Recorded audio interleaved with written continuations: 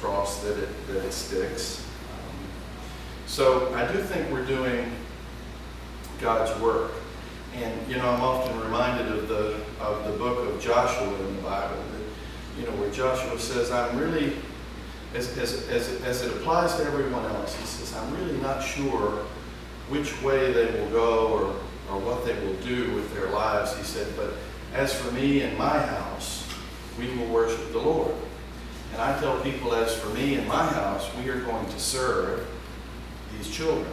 And it's largely because we think that they just might be the angels of God, showing up unannounced, no wings, no halos, no glow, dirty, hungry, hurt, desperate in many ways, and looking for somebody for no reason at all except that they want to do it, to say, I'll take you. I will work with you, I'll give you my time, I'll give you my money, I'll engage you, and I'll share my life with you. And that selflessness, that unconditional gift is the most powerful thing. And Perry talks about that in all of the neuroscience and all of the books that Perry writes. The one sort of thing that comes back time after time after time are two things. One is hope. The definition of hope, he says, is the expectation that tomorrow is going to be better than today.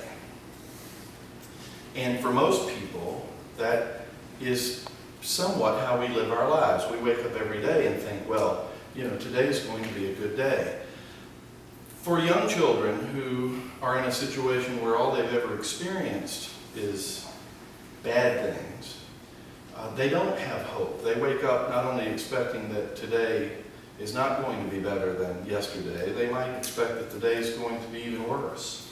And that orientation, that expectation, that neurological expectation that I have to hoard, or I have to hide, or I have to be very hyper-vigilant, or I can't trust you because you might hurt me. That's something that most of us in this room, I suspect, can identify with. At a neurological level, we can understand it intellectually, but we can't understand it sort of at a biological, neurological level. And that leads me to Perry's second most prominent point, very unscientific, but he talks about empathy. And empathy is the ability for someone to understand and feel what another person feels, or what another person is going through. And empathy is something that Perry suggests is not biological, that it is something that we learn. We usually learn it from our parents. And it usually is a byproduct of a growth pattern that's very healthy. There's a certain window of opportunity as our brains grow where we learn, you've heard the stories that children develop their personalities, that all children walk at about a certain age, and all children begin to talk at about a certain age, and then all children begin to develop a personality at about a certain age, and then other things begin, and then there's puberty, and we just sort of have a clock, right, that children are on. Well, the brain is the driving force behind that clock. And there are a lot of other things that happen in these windows of opportunities that aren't always as obvious as walking and talking and personalities. And one of those is empathy, the ability to feel and understand where you are in your life and how you feel. Perry's suggestion is that even when people don't appear to be broken on the outside, and Jed and Jack don't appear to be broken, they look like two normal boys, if we're not careful, what we really lose in these children is empathy. Is that they grow up and become adults that because at the time that empathy, the ability or the willingness to risk letting you in was supposed to be developing, their brain was in lockdown. They were in a very selfish place because they had to worry about where am I going to eat? Who are my people? Where am I going to sleep? How long am I going to be here? Etc. And so that's the work that AYN is doing, and it It is, but it's good news because people have always been broken since the beginning of time. We live in a broken world, right? We have lots of inequities. I mean, there's income inequity. There's some of us get sick and die much earlier than we should, and some of us live to the ripe old age, and so there's always been inequity in life. None of us understand why. It's just the way that the world is. And so children are acutely sensitive to inequity because if a child doesn't have a shot, then a child becomes a disenfranchised, broken adult. And so the cycle begins. And then they often have their own children and they enter into relationships with other people and their brokenness becomes exposed in sometimes very manifest ways. I mean, Craig can tell you stories of some kids that AYN hasn't been able to get to, or we didn't get to them early enough, and now they've committed horrible crimes and they're sitting in prison. What a shame. What a shame, because there were lives lost, not just the person that perhaps whose life they took, but their life is lost, and their families' lives are forever changed. And so the cycle begins. And so we're healers. I think AYN are healers. And I'm often reminded of the philosopher Horace, who said, let's see, I'm going to go back to my grad school days. It's quid rides mutato nomine de te fabula narratur. It said, why do you laugh? Change the name and the story is told of you.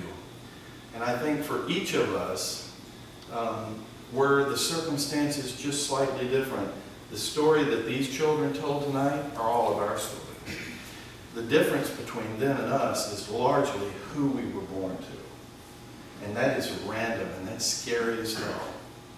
It should scare you to death, because it scares me. You know, that our plight in life, that our trajectory in life is largely dictated and determined by who we're born to, and the randomness of that. If you're born to good parents who love you, who are educated, and who are able to advocate for you and have resources, you have to really try hard to screw up in America. But if you're born to a family that can't love you, where there's addiction and there's violence or there's brokenness, or maybe the parents are absent, there are no resources, there is no advocacy, you become a shadow. The trauma is pronounced, and it's hard as hell to break through that. They sort of find themselves in the slow lane. You know, if it's a 4-lane interstate, those kids are all the way over on the right side of the road, and they're going really slow, and all the rest of us are just whizzing by them, and we don't even see them, right? And it's largely because we were fortunate. We were born to people who loved us. And our trajectories and our outcomes were largely dictated from the moment that we screamed out that first cry. Largely because of who we were born to. And it was completely random. And so our sort of mission in life, if you will, has been to try to sort of upset that cycle a little bit. Because I believe that if the bad things that happen to children can happen randomly, then the good things, the miracles in their lives, can be random as well. You know, Brooks and I just emerged out of nowhere, as Jed said. I would have never thought that Billy would have been my dad. And he's right. But not because there was anything about me or anything about him that would have precluded that. It was because Jed had 29 foster parents prior to me who had a chance to adopt him, and they all said no. So why would the 30th foster parent at 14 years of age, out of a level 4 mental institution, have said yes? It just doesn't make any sense. It's not a rational decision to make, and yet we made it. And so Jed is now acutely aware that sometimes miracles do happen, and sometimes they're rather random. And as my minister often tells me, as powerful as evil is to take hold of us in this world, goodness is far more powerful when we'll unleash it. The ability to do random acts of goodness and kindness to anyone, not just children, although children are particularly receptive to it. Sometimes adults are like not so receptive to kindness. But children always appreciate kindness. Jack made an interesting comment. What did you bring me? You know, sometimes it can be something as simple as just bringing something. So I would encourage you to enjoy the opportunity and to relish the opportunity to be a volunteer and to be of service to Wayne, because it's an important organization. It's doing good work, and I think you're all very fortunate to be able to be a part of that. That relevance, that meaningfulness that you all are searching for in your lives, I know, because I am.